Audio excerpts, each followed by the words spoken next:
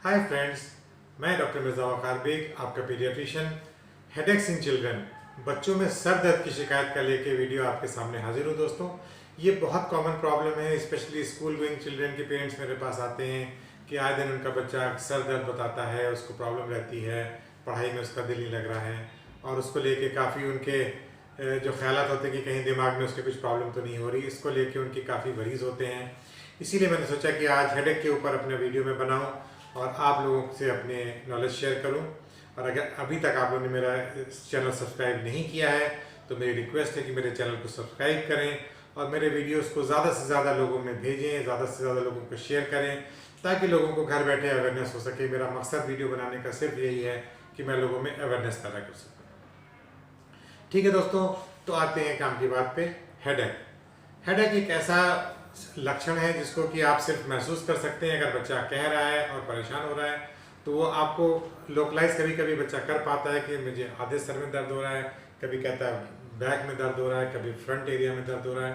तो जो जो सर दर्द की जो साइट है कि मतलब सर दर्द कहाँ पर हो रहा है, इससे थोड़ा बहुत क्लू आपको मिल सकता है कि इसका वजह क्या हो सकती है।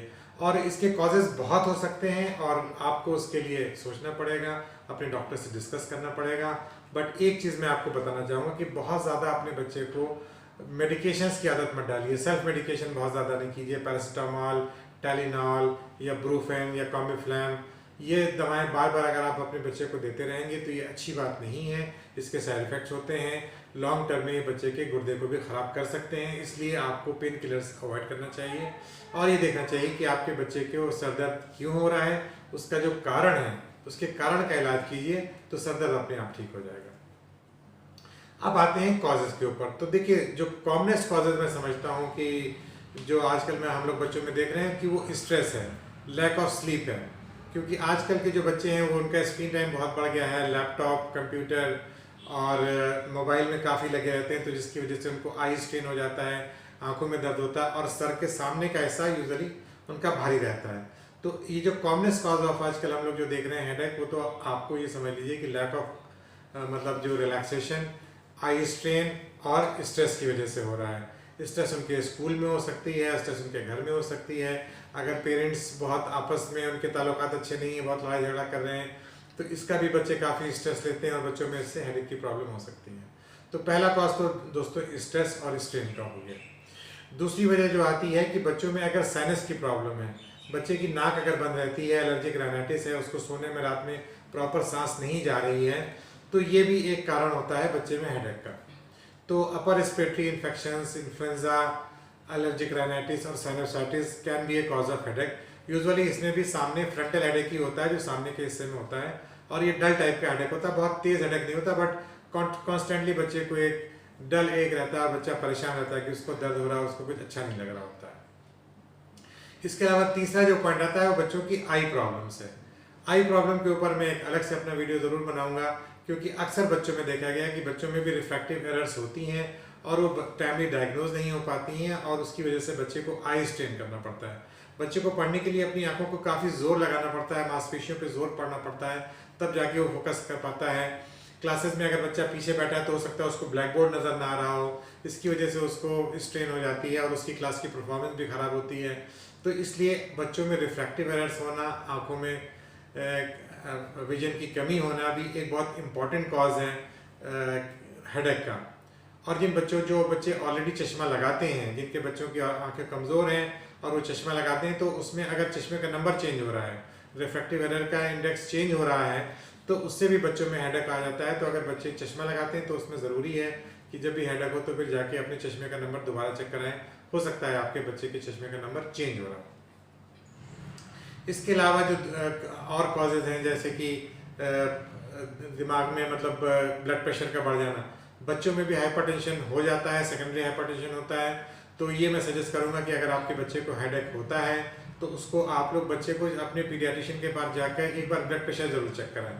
सारे बच्चों का आजकल पीडियाट्रिशियंस एक बार, जैसे हम लोग के पास पहले एक कंसेप्ट था कि बच्चों को बीपी की शिकायत नहीं हो सकती है, बट ये धारणा बिल्कुल गलत है। अगर बच्चों में हेडेक परसिस्ट करता रहता है और आपने उसको देख लिया कि उसको कोई नाक की प्रॉब्लम नहीं है, उसको कोई साइनस की प्रॉब्लम नहीं है, उसको आई की कोई प्रॉब्लम नहीं है, बहुत ज़्यादा कोई स्क्रीन टाइम भी उसका नहीं है, तो ऐसे में उसको सेकेंडरी हाइपरटेंशन की भी वजह हो सकती है, उसका बीपी चेक होगा, और अगर खुदा न खास्ता बीपी बढ़ के आता है तो उसमें फिर आपको रीनल कॉजेज और दूसरे कई कॉजेज हैं जो कि आपको ढूंढने पड़ेंगे। इसके अलावा जो और कॉमन कॉज है वो है माइग्रेन या क्लस्टर हेडेक जिसको बोलते हैं। माइग्रेन में यूजुअली अगर आप देखें तो हेडेक जो है वो आधे हिस्से में यूजुअली होता है। बच्चा कभी बताएगा कि उसके राइट साइड में दर्द हो रहा है, कभी डल एक होगा, बट कभी कभी बहुत थ्रॉबिंग हो जाता है, थ्रॉबिंग हेडेक होता है, लगता है कि ऐसे जैसे कोई पल्स इसकी फूट रही है, और कभी बहुत तेज़ हो जाता है, इसके साथ उसको नौजिया हो सकता है, वॉमिटिंग हो सकती है, उसकी आंखों में भी दर्द हो सकता है। तो माइग्रेन भी कम से कम 3 से 4 से साल के छोटे बच्चे में भी माइग्रेन के अटैक्स होते हैं, जो कि लोगों को उसको समझना पड़ेगा कि अगर बच्चा बहुत क्राई कर रहा है और उसका हेडेक का कारण आपको नहीं समझ में आ रहा है तो it can be because of migraine as well. अच्छा, माइग्रेन के बारे में ये कहा जाता है कि माइग्रेन में यूजुअली आपको फैमिली हिस्ट्री भी मिलेगी। अगर मदर या फादर को किसी में माइग्रेन है और बच्चे में सर दर्द की प्रॉब्लम आ रही है तो आई थिंक हो सकता है कि ये माइग्रेन उसने किसी अपने पेरेंट से इनहेरिट किया हो। तो माइग्रेन का भी एक कॉजेज ऑफ हेडेक हो सकता है। माइग्रेन जैसे कि अगर किसी को माइग्रेन से सफ़र है, जैसे मैं खुद एक माइग्रेन का पेशेंट हूँ, और मुझे याद है कि मैं काफ़ी छोटा था तब से मुझे इसका सर दर्द होता था। और माइग्रेन में यूजुअली हर इंसान के कुछ ना कुछ प्रेसिपिटेटिंग फैक्टर्स होते हैं। जैसे मुझे जो अपना अगर मैं बताऊँ तो मुझे स्ट्रॉन्ग स्मेल से बहुत तेज़ सर दर्द हो जाता है। मेरे बगल में अगर कोई बैठा है उसने बहुत स्ट्रॉन्ग परफ्यूम लगाया है या उसके पसीने की बदबू आ रही है तो उससे मेरे बहुत स्ट्रॉन्ग मुझे माइग्रेन का अटैक हो जाता है। इसके अलावा भूख से बहुत हो जाता है, और अगर नींद पूरी ना हो इसकी वजह से भी माइग्रेन के अटैक्स हो सकते हैं। तो migraine is an important cause जिसको इग्नोर नहीं किया जा सकता। और मतलब अफसोस की बात है कि माइग्रेन की डायग्नोसिस बिल्कुल क्लिनिकल होती है, इसमें कोई भी ऐसा इन्वेस्टिगेशन नहीं है जो कि आपको बताएगा कि माइग्रेन है कि नहीं है। तो माइग्रेन हो गया, क्लस्टर हेडेक हो गया, स्ट्रेस एंड स्ट्रेन हो गया, आई कॉजेज हो गया। डेंटल की वजह से भी कभी कभी अगर बच्चों के दांत में कैविटीज़ है और उसकी वजह से उसको एब्सेस टाइप की हो रही है तो उसके बाद कारण भी उसको सर में दर्द हो सकता है। इसके अलावा कॉमन जो इन्फेक्शंस हैं, रेस्पिरेटरी इन्फेक्शंस हैं, और कोई भी क्रॉनिक अगर इन्फेक्शन है जिसमें उसको फीवर हो रहा है तो उसकी वजह से उसको हेडेक हो सकता है। तो ये तो हो गए कॉमन और सिंपलर कॉजेज ऑफ हेडेक्स।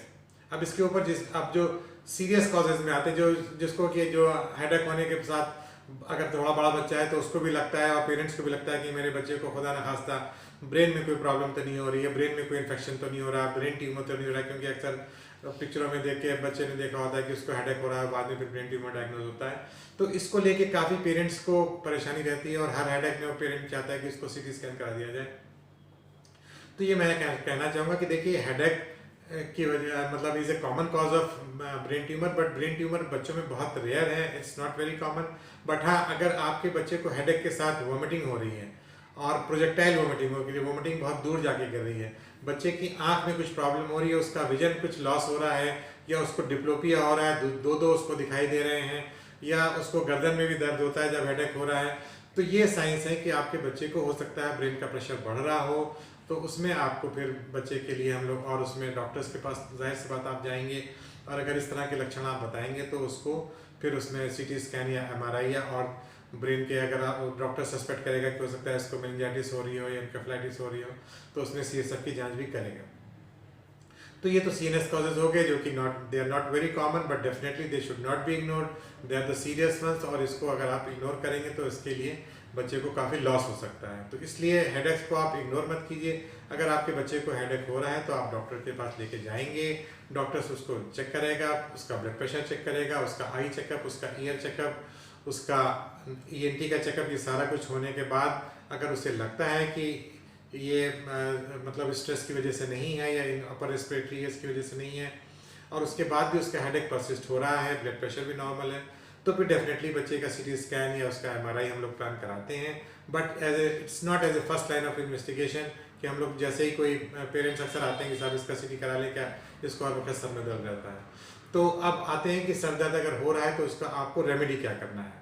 देखिए, जैसा मैंने बताया कि हम लोग को पेन किलर्स को अवॉइड करना है, बट कभी कभी पेन बहुत ज़्यादा हो जाएगा तो मैं ये नहीं कहूँगा कि बच्चों को आप पेन किलर बिल्कुल ना दें, आप दे सकते हैं। बट जो नॉर्मल सूदिंग चीज़ें हैं कि बच्चे को आप हल्का सा तेल लगा दीजिए सर में, माँ अपने बच्चे को गोद में लिटा लेती है, उसके सर पे हल्का सा तेल लगाती है तो बच्चे को बड़ा रिलैक्स हो जाता है। खासतौर पर जो टेंशन हेडेक्स हैं, जो स्ट्रेस और एंग्जाइटी की वजह से हेडेक्स हैं, वो काफ़ी हद तक मैंने देखा है कि सर को सहलाने से, उसको मालिश करने से ठीक हो जाते हैं। इसके अलावा बच्चे को हाइड्रेशन आप बढ़ा के रखिए, पानी खूब पिलाइए, और उसको जिसे कहते हैं कि ठंडा पानी पिए, गुनगुना पानी पिए, रिलैक्स करें, शावर ले लें, तो इससे भी काफ़ी हद तक हेडेक्स कम हो जाते हैं। और भूखा ना रहे। हाइपोग्लाइसीमिया अगर कई लोगों में हो जाता है, भूख की वजह से बहुत लोगों में हेडेक हो जाता है, खासतौर पे जो माइग्रेन वाले पेशेंट्स हैं उनको भूख से बहुत हेडेक प्रेसिपिटेट होता है। तो आप लोग छोटे छोटे शॉर्ट इंटरवल्स पे खाते रहिए, बहुत भूखे ना रहिए, और अपनी स्लीप को प्रॉपर लीजिए। स्लीप पैटर्न अगर आपका डिस्टर्ब नहीं है तो हो सकता है कि आपका ये हेडेक की प्रॉब्लम भी आपको सोल्यूशन रहे। अब प्यूबर्टी में जैसे कुछ हार्मोनल चेंजेस होते हैं बॉडी में, उस वक्त भी कुछ बच्चों में हेडेक्स होते हैं। ग्रोइंग पेन जब होते हैं उसके साथ भी हेडेक्स हो सकते हैं। तो उसके लिए कोई बहुत स्पेसिफिक ट्रीटमेंट नहीं है। और इन्वेस्टिगेशन की बात जहाँ तक की जाए तो रूटीन ब्लड इन्वेस्टिगेशन हम लोग अगर क्रॉनिक हेडेक है तो सब कराते हैं उसमें, जिसमें एक्सरे हम लोग कराते हैं कि एक्सरे ऑफ पैरानेजल साइनसेस, और रूटीन ब्लड में ब्लड यूरिया, क्रिएटिनिन, उसका लीवर फंक्शन टेस्ट ये कराते हैं। यूरिन टेस्ट ज़रूर है क्योंकि कभी कभी क्रॉनिक यूटीआई चलता रहता है जिसकी वजह से किडनी में स्कारिंग होती है, ब्लड प्रेशर बढ़ता है और उसकी वजह से उसको हेडेक होता है। तो यूरिन, रूटीन माइक्रोस्कोपिक और यूरिन कल्चर बहुत ज़रूरी है। किडनी का अल्ट्रासाउंड बहुत ज़रूरी हो जाता है कि अगर कभी कभी क्रॉनिक श्रिंकेड किडनीज मिलती हैं तो ये एक्सीडेंटल फाइंडिंग्स होती हैं। और अगर उसके बाद भी मैंने बताया कि अगर आपके बच्चे को हेडेक प्रोसेस कर रहा है और उसके साथ उसको फीवर भी हो रहा है, वॉमिटिंग हो रही है, तब तो जाहिर सी बात है आपका बच्चा को यूजुअली एडमिट होना पड़ेगा। ऐसे केसेस में फिर डॉक्टर उसका सीएसएफ भी करते हैं अगर उसको मेनिंजियल साइंस वगैरह मिल रहे हैं। अदरवाइज अगर आपका बच्चा सिर्फ घर पे है तो उसमें और क्रॉनिक हेडेक है और प्रोसेस कर रहा है और उसके साथ कभी कभी उसको वॉमिटिंग रहती है तो सीटी स्कैन और एमआरआई भी इंडिकेटेड है। ठीक है दोस्तों, तो ये तो मेरा आज का हेडेक के बारे में आपका वीडियो हो गया। इसमें जैसे मैंने बताया कि पैनिक करने की ज़रूरत नहीं है, बट जो टेक होम मैसेज है कि सेल्फ मेडिकेशन मत कीजिए, बच्चे को पेन किलर की आदत मत डालिए, इसको इग्नोर मत कीजिए, ब्लड प्रेशर ज़रूर चेक कराइए और हर बार सीटी स्कैन बार बार कराने की ज़रूरत नहीं है। अगर आपने एक बार करा लिया और उसके बाद भी हेडेक प्रोसेस कर रहा है तो आपको अनटिल अनलेस बच्चे में विजन लॉस हो रहा है या उसके गेट में कोई प्रॉब्लम हो रही है, उसके चलने में कोई प्रॉब्लम हो रही है, तभी तो आप उसका सीटी या एमआरआई कराएं या उसको न्यूरोलॉजिस्ट की ओपिनियन ले लीजिए। अदरवाइज आपको रिलैक्स करना है, बच्चे को सूदिंग एटमॉस्फेयर दीजिए, उसको स्ट्रेस स्ट्रेन से बचाइए। अगर माइग्रेन है तो उसको पहचानिए क्योंकि migraine is going to be a life long affair. Migraine के जैसे मैंने बताया कि मुझे छोटा सा था मैं, तब से मुझे माइग्रेन होता है और आज कभी अभी भी तक भी मुझे कभी कभी माइग्रेन के अटैक प्रेसिपिटेट हो जाते हैं। तो ठीक है दोस्तों, इस वीडियो में आपको हेडेक के बारे में काफ़ी जानकारी मिल गई होगी। आपके जो भी आपके सवालात हैं, जो भी आपके क्वेरीज हैं, आप मेरे इनबॉक्स में भेज सकते हैं। इस वीडियो को ज़्यादा से ज़्यादा लोगों में शेयर कीजिए ताकि लोगों में अवेयरनेस बढ़े। और अगले वीडियो में इंशाल्लाह आपसे फिर मुलाकात होगी, तब तक मुझे इजाज़त दीजिए। Bye bye, take care, see you.